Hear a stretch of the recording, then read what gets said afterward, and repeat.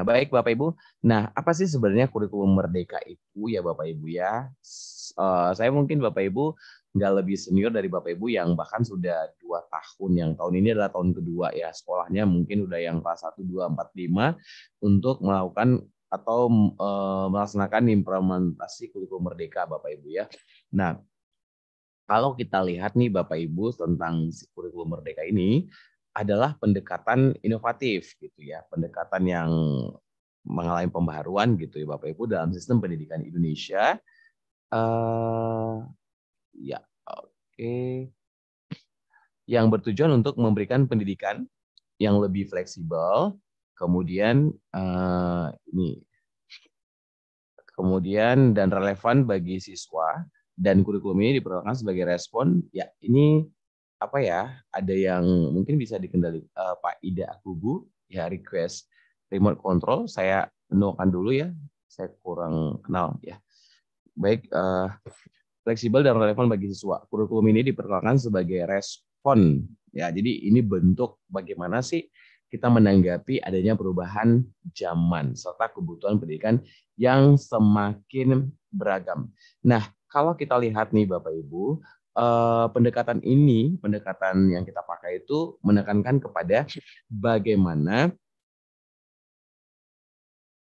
kita tuh memberikan kebebasan kepada siswa dari batasan yang selama ini mungkin kurikulumnya itu kita nilai itu bersifat kaku, sehingga mereka nantinya atau diharapkan dengan ada kurikulum mereka itu bisa lebih aktif dalam apa Bapak Ibu, tentunya dalam proses pembelajaran, dan mereka dapat nantinya si siswanya memiliki lebih banyak lagi kontrol atas pendidikan mereka.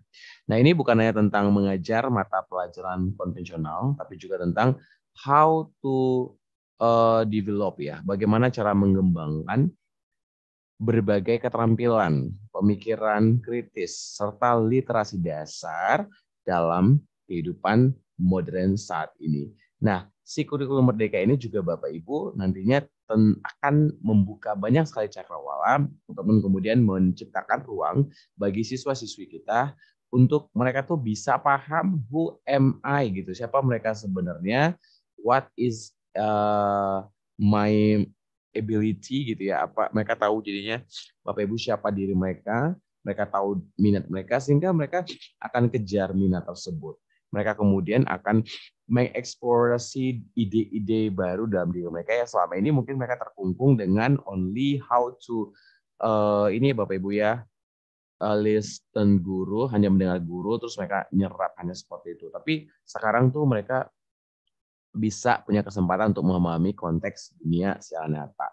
Nah, sehingga ini akan membuka juga peluang yang bagus bagi guru untuk berperan itu not only teacher center Bapak Ibu, tapi juga to be fasilitator pembelajaran. Yang tugasnya buat apa? Tugasnya seorang fasilitator adalah bagaimana mereka itu membimbing dan mendukung siswa dalam mencapai potensi mereka.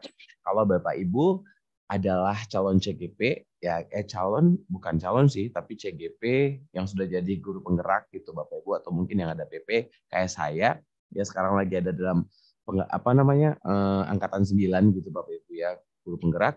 Kita mungkin belajar nih dengan adanya pemikiran Ki Hajar Dewantara ya, seorang guru itu harusnya Bapak Ibu bersifat menuntun gitu Bapak Ibu ya. Ingat ya Bapak Ibu ya, kita jadi bukan sumber ilmu the only one gitu Bapak Ibu, tapi itu kita jadi sebagai penuntun. Tentu di sini adalah fasilitator, ya kan? Nah, dengan demikian tuh diharapkan ke depannya tuh anak-anak kita tuh bisa lebih berkembang idenya, pemikiran kritisnya dan lain-lain. Nah, kemudian Bapak Ibu, uh, dengan adanya kurikulum merdeka ini, pendidikan itu tentu diharapkan itu to be student oriented gitu Bapak Ibu ya. Dan hasilnya serta pengalaman pribadi siswa memungkinkan mereka juga Bapak Ibu untuk mengembangkan atau berkembang di seseorang atau individu yang lebih kreatif, adaptif, dan juga mereka siap menghadapi tantangan yang akan datang. Nah, ini yang paling perlu nih Bapak Ibu. Jadi mereka itu tidak hanya lulus terus mereka menerima sertifikat atau ijazah, tapi mereka benar-benar siap ready gitu Bapak Ibu, karena kita tahu ya Bapak Ibu ya bahwa sebenarnya tuh uh, ujian yang paling berat itu ya ketika mereka lulus kuliah gitu Bapak Ibu ya, ketika mereka lulus sekolah gitu Bapak Ibu. Dan dalam esensi kurikulum merdeka ini adalah langkah penting ya dalam upaya untuk kita dapat membentuk pendidikan yang tentunya lebih relevan dan inklusif untuk generasi di masa yang akan datang. Jadi itu kira-kira tuh Bapak Ibu perkenalan singkat tentang kurikulum merdeka. Dan saya yakin Bapak Ibu sendiri pun sudah punya conclusion sendiri gitu Bapak Ibu ya, sudah mulai mengerti dan paham. Baik. Nah, sekarang pertanyaannya tuh apa ya Bapak Ibu pentingnya gitu kan Bapak Ibu literasi dalam pendidikan gitu. Kalau kita lihat nih dalam konteks kurikulum mereka ini bahwa literasi dalam pendidikan itu tentu sangat penting gitu Bapak Ibu, dan itu harusnya tuh secara apa ya terlihat gitu Bapak Ibu ya.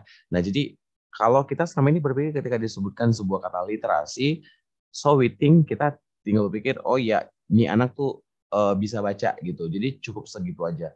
Tapi ternyata bukan Bapak Ibu. Jadi literasi itu bukan hanya bisa baca dan tulis, bukan hanya bisa kalistung, tapi ini merupakan fondasi bagi pembelajaran lebih luas dan mandiri. Kita akan cek satu-satu.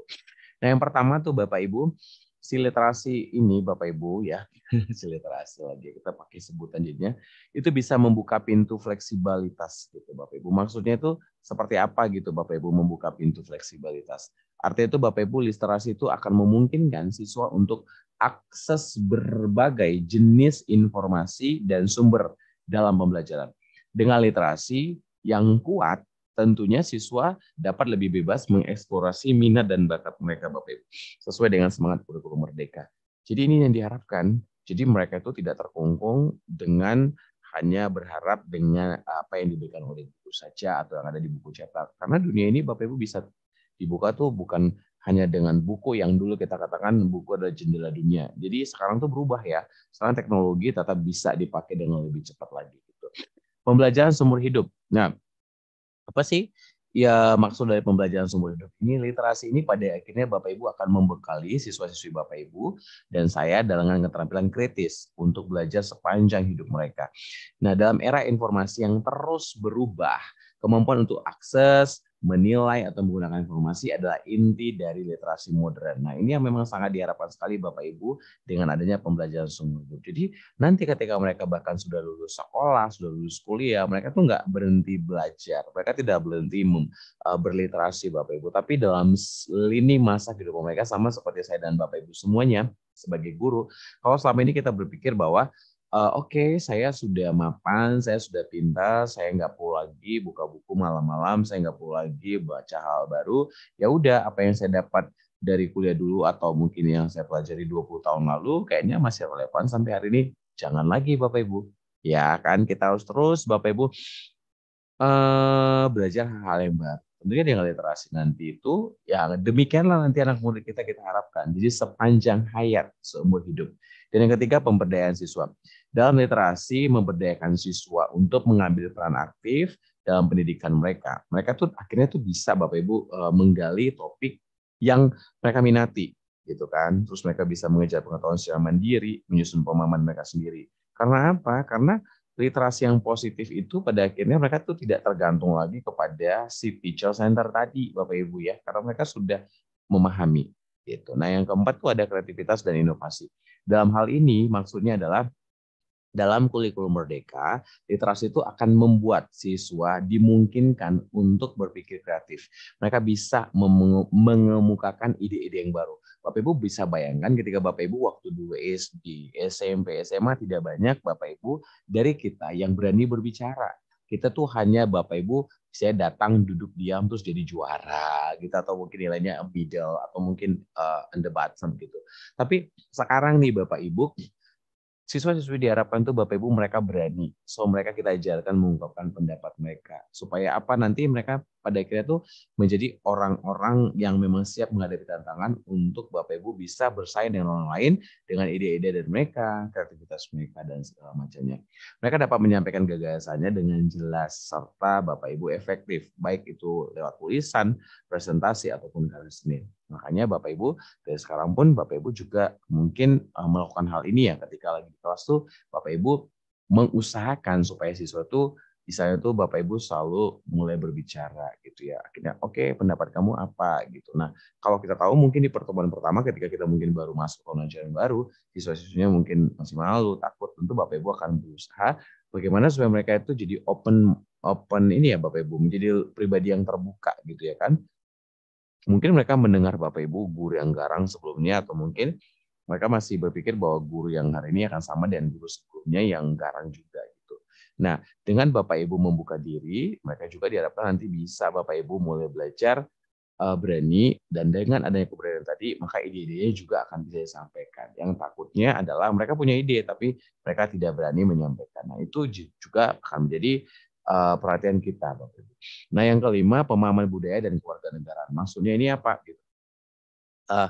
Maksudnya Bapak Ibu dalam literasi budaya dan kewarganegaraan memungkinkan siswa-siswi kita Bapak Ibu untuk bisa memahami berbagai atau beragam perspektif dan nilai-nilai sosial. Ini mendukung tujuan inklusif dan saling pengertian dalam kurikulum mereka. Jadi nggak hanya tuh mereka melulu hanya percaya pada satu kelompok saja yang lebih bagus. Jadi mereka harus bisa Bapak Ibu mengetahui bahwa ternyata tuh di luar dari budaya mereka, di luar dari agama mereka, di luar dari kebiasaan keluarga mereka tuh ada juga loh pendidikan yang baik gitu, ya kan?